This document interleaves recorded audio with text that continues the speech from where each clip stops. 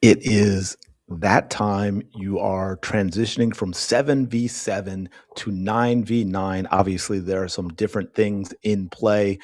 The pitch is a little bigger, obviously. You have 2 more players on that pitch as well. There is no build out line either, so there are definitely some differences, and you wanna make that transition as easy as possible for your players. So we're going to go through sort of the initial steps, I guess you will, of what that looks like when you head into that first 9v9 season in terms of your expectations for your players in their roles and what it is they should be doing on the pitch and how that differs from 7v7 but also trying to minimize the overwhelm because there are certain things you can do in terms of your formation to start and how you build out that are just sort of an extension of that 7v7 play. So we're going to get into that a little bit. The first formation is the one I want to use in this video that we're going to talk about is a 3-4-1, and I will explain in a moment why I like to start with that. There are, of course, some other popular formations, 4-3-1.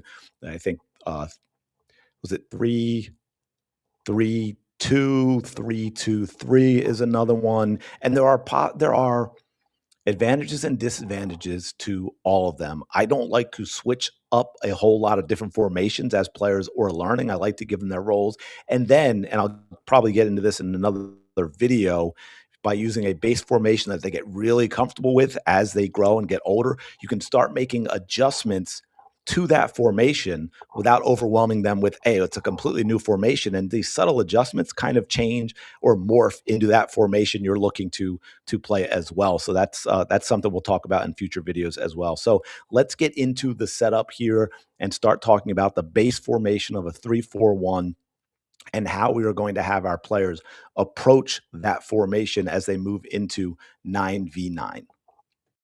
Now, just briefly, if you're interested, one of the reasons I like to use a 3-4-1 is I think it brings a better balance to the pitch for players. And one of the big things that can be a struggle, especially if you're playing kids that might be, bigger or faster or more physical as you're learning, is controlling the middle of the pitch, controlling the middle of the field. And if we switch this up just a little bit, right? If we go 4-3-1, especially if we want to use the width offensively speaking, obviously these might be out a little further.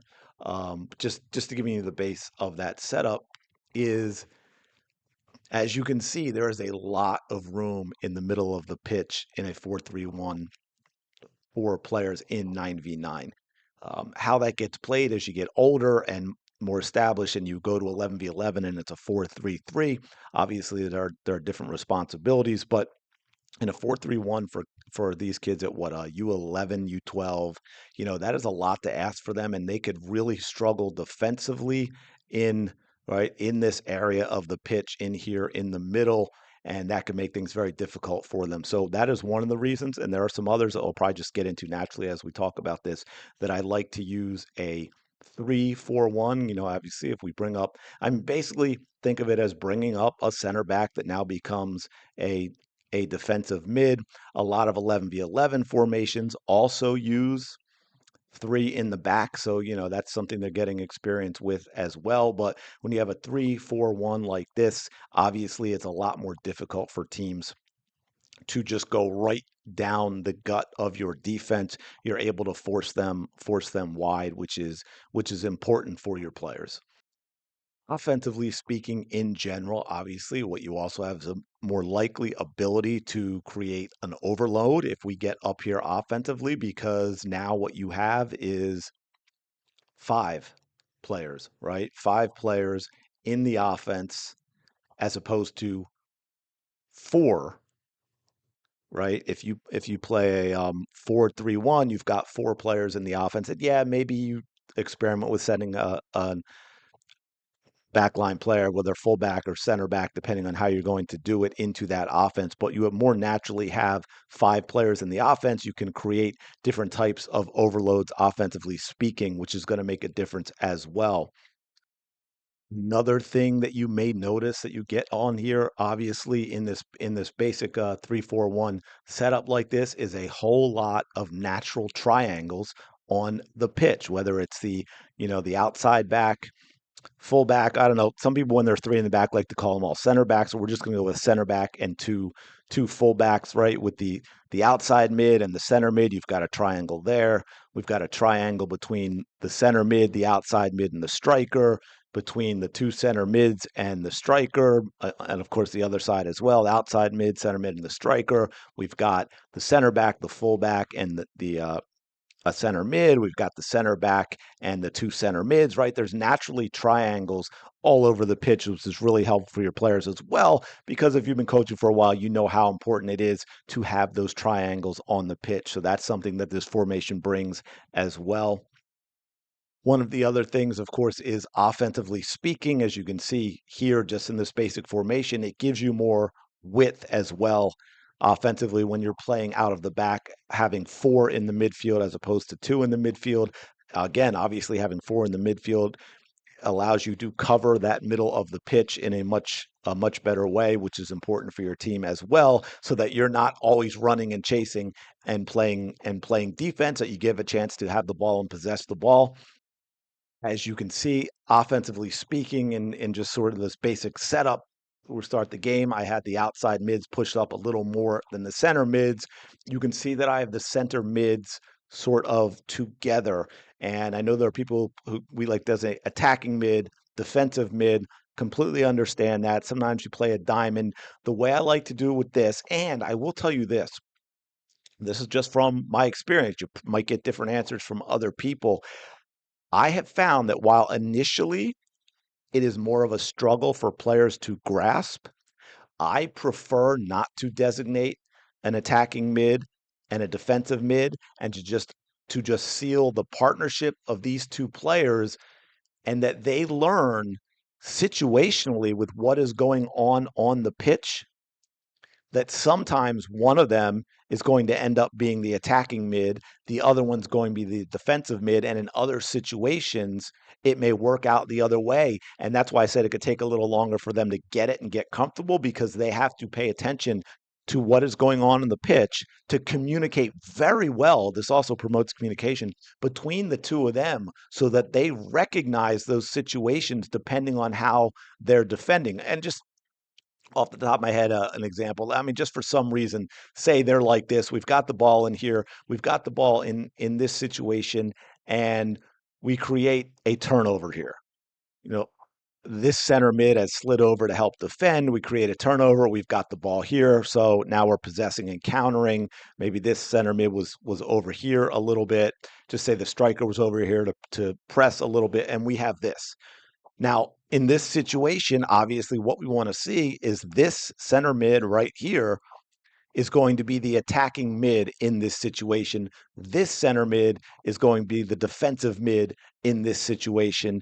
And it may reverse if it happened to be over here, right? And this center mid was out here and they were pressing and like this, and we had a striker out here as well. And this center mid had pinched in. Now it's reversed, and it can be a little more complicated for players initially, but I think in the long term, it's a lot better for them, because I think they learn a lot more about the game. I think they're more aware on the pitch about what's going on. And of course, they learn to communicate a lot better that way as well. So let's look at an initial setup of playing out of the back. Our keeper has the ball, whether they stopped a shot or it rolled through, or it is a goal kick, because of course it's been years now, I guess, so it's not even worth pointing out, but the ball doesn't have to go outside of the 18. So say we have a situation like this, the keeper has the ball. So we want levels and we want width, we want depth as well. And so now we're going to bring our fullback down in here. We're going to bring our other fullback down in here. We're going to leave our center mid at the top of the box. Okay. Then we're going to bring our center back, sorry about that, our two center mids. Now, where they are specifically here to be able to create space and opportunities is going to be changed slightly depending on where the other team is setting up in their press. Are they pressing higher? Are they putting, are they risking a lot with a high press and putting more numbers up? But in general, it's going to look a little like this. And of course, we're going to immediately we want to get our outside mids all the way to the touch lines. Okay, to create width, and we want to get our striker. We want to get that depth as well. So we're going to get, or that height, I guess, in this case, we want to get that striker up top. So you can see what we have here setting up initially with our keeper having the ball. And where we go at first, of course, obviously, is going to depend on where the players are. So you have the immediate three easiest options are going to be the two outside backs. And of course, the center back as well if they're not actually pressing the center back, although that is unlikely, but it is possible. And of course, these aren't completely static. Again, players have to learn to play off of what's going on. So this center back may be moving a little bit this way, but we mostly want them going side to side, maybe dropping back a little bit. We don't really want them bringing defenders to the keeper. Okay, so that's important to understand as well. So let's take a look at a basic playing out of the back, getting the ball forward. Now, obviously, one of the things with soccer, of course, is with each pass that I show you, again, depending on what a defense is doing, you get more and more potential outcomes or decisions that need to be made. So it gets more and more difficult to to say this is what happens next. So we're just going to look at the basic idea of what it is you're trying to accomplish. Now, again, remember you've got the defense has to stay outside of the box, right? So what I want to look, even though of course they're going to recognize which side it comes from. Now, obviously the defense sees this and they bring someone all the way down to mark. That's different. But let's say they've got defenders up here at the top of the box. So as a keeper, we're just going to play right out to here, the defender at the top of the box. It's going to take them a few seconds to attack that ball. So what you're looking to do, hopefully, in this situation, obviously, when you get that ball, there are going to be, like I said, options based on what the defense does. And with each pass, it just becomes more and more complicated. So we are going to walk through a basic variation of what it is you're looking to accomplish. So we've got the ball out to here, and boom, we're going to go out wide right away to the outside mid, all the way on the touch line. So then we've got, this center mid is going to find this space. Sometimes it might be drop here, but hopefully then you might have a center back or the full back that is going to cover that. So we get a center mid into this space. Now, if there's space for this player to just take it down the sideline, we do that. But again, so now hopefully we play this to this center mid, then that's going to bring this outside mid this way. And now we start getting into there are more and more options because we can play a through ball for the outside mid to run onto, just play it in front of them. You can play it to feet. But of course, now in this situation, as players start to move up into support, we get the striker, maybe the center back's coming up here. Like I said, now we've got this is offense, so the fullback's coming up and getting a little wider. This fullback's coming up as well. This mid has moved and they're staying wide to create that space. And then now again, we can go to the striker and maybe they can play all the way across, or we can play boom back to this center mid and you play across. And this is what I mean about how it gets into more and more options. But as you can see, that is a basic variation of what it is you want to do and where you want your players to be as you play out of the back.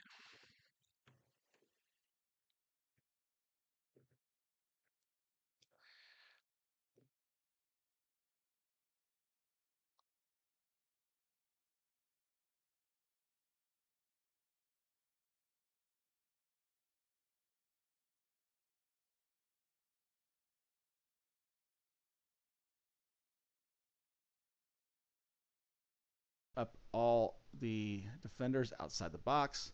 Goalkeeper's gonna be ready to go in case that ball turns. And now we're on the attack. All right.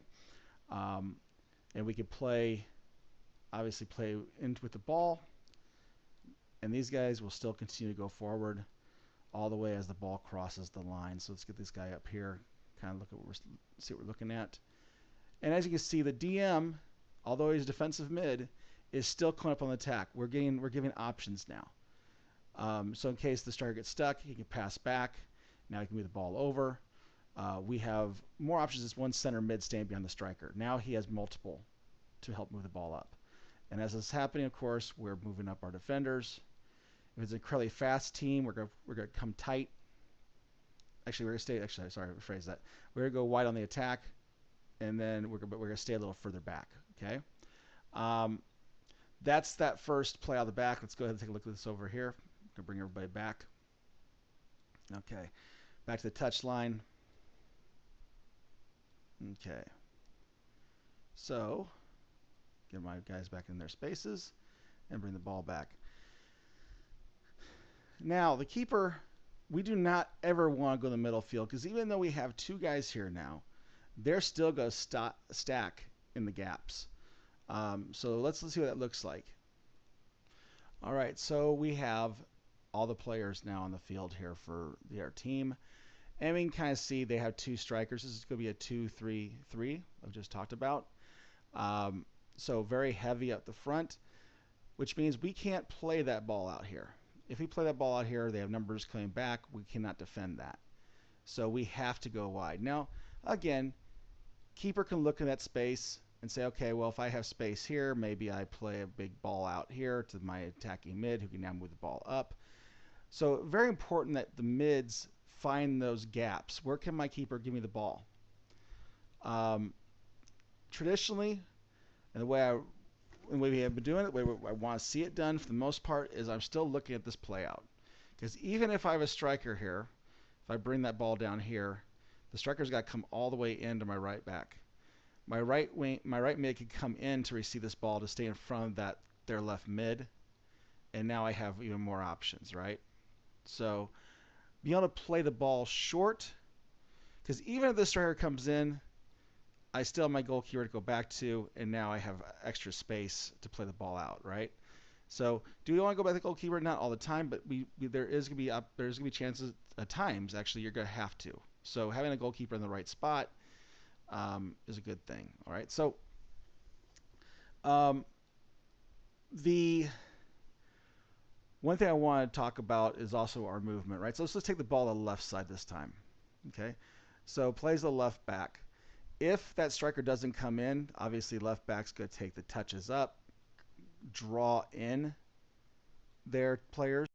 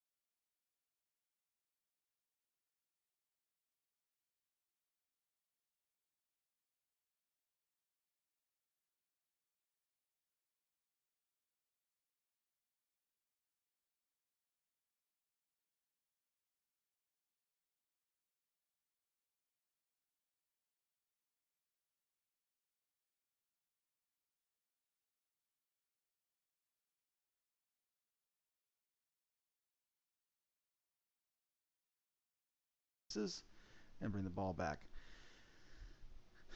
Now, the keeper, we do not ever want to go to the middle field because even though we have two guys here now, they're still going to stack in the gaps. So let's see what that looks like.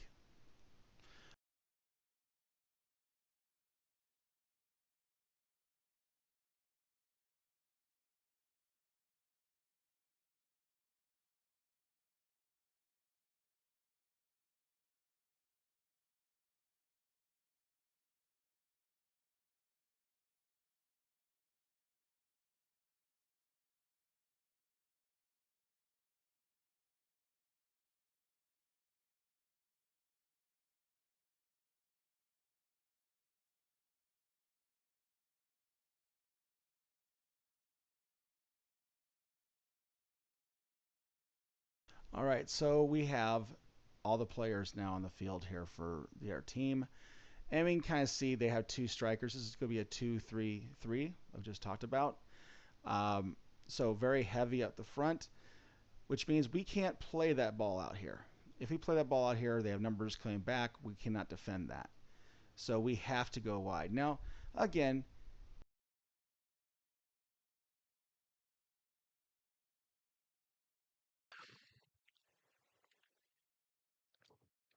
keeper can look in that space and say, okay, well, if I have space here, maybe I play a big ball out here to my attacking mid who can now move the ball up. So very important that the mids find those gaps. Where can my keeper give me the ball? Um, Traditionally, and the way we have been doing it, the way I want to see it done for the most part is I'm still looking at this play out. Because even if I have a striker here,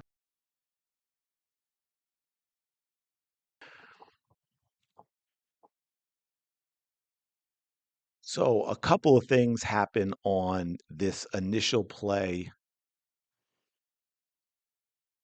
out of the back, right? We get here. Now, he said you've got a couple of seconds probably before this striker is right on top of this player. Depending on where this defender is, your mid can get completely wide and be open, or they may need to, right, if we get like this, they may need to step in front of this defender to be able to receive that pass as well. But also, as maybe initially you have this that's open instead. And that's why I talk about the players being aware, right? Because we can slide over into this position to receive this as well. Another option, and I know it's always one of those things that coaches struggle with because you want that balance between winning and development because winning is part of it. It keeps motivation going and things like that. And so sometimes we shy away from putting our players in a difficult position. But if this striker is getting on here quickly and this play out back is not available, we may very well go, if the keeper's moved over, go right back to the keeper's feet, who then, because this striker has moved down here, we may have this center mid wide open here and we play that ball. Okay. So those are just a couple of the variations. I don't want to go over a million different ones in one video. We will do follow-up videos. Of course, we're going to work through the entire thing of 9v9.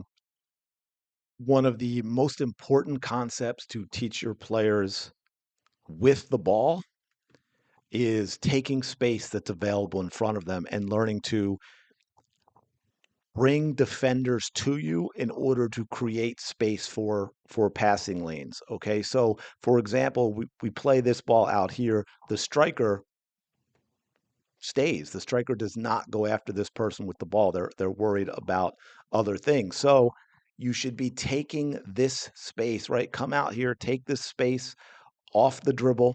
And that, of course, means the outside mid is going to move up with you. And if this defender, crazily enough, stays with the outside mid as they move up, that fullback should continue to take the space. Most likely, what you're going to get happen because you're bringing it this way is you're going to get this defender to come at you, and now. And this is why I talk about always being aware of the angles and stuff. And again, we'll be doing other videos as we get to that. This outside mid has to quickly find that lane that allows this player to play this ball to them. And of course, another option as well is now the center mid over here shows into this space. So hopefully you have two options as you draw that defender in, and they can work off of each other because if you happen to play this ball that's open, you've taken this defender in. This defender, of course, is going to take the most dangerous thing, which is that ball. Now the outside mid recognizes that, goes down here, and boom, we're playing that ball out here and we're on the attack. We're out of our end. We're into the attacking half, and we're moving down the pitch. But up there, much longer than I thought. Thank you if you're still here. And we are going to continue with talking about building off of this in future videos. We'll get into more. Okay, we've played out. Now, what are we doing in the attacking half? We'll, of course, flip it and also talk about defensive responsibilities and defensive shape as well, and how that works in the 3-4-1. And we will continue to build out from there so that hopefully, as coaches, you can use this type of stuff with your team as players. If you're watching as well, this can help you, and even parents to help you get educated. If you're not familiar with soccer, if you didn't grow up playing it or anything like that, so that you can have an idea of what's going on and maybe be able to help your player and have actual constructive conversations with them from a base of knowledge. So anyway, yeah, appreciate you being here. Thank you so much. Smash that like button, subscribe to the channel. I really do appreciate it. And also in the comments, have questions that I can address in future videos. Let me know what you want to see. If you have questions about what happened here that maybe need another video and all that, and I will talk to you later.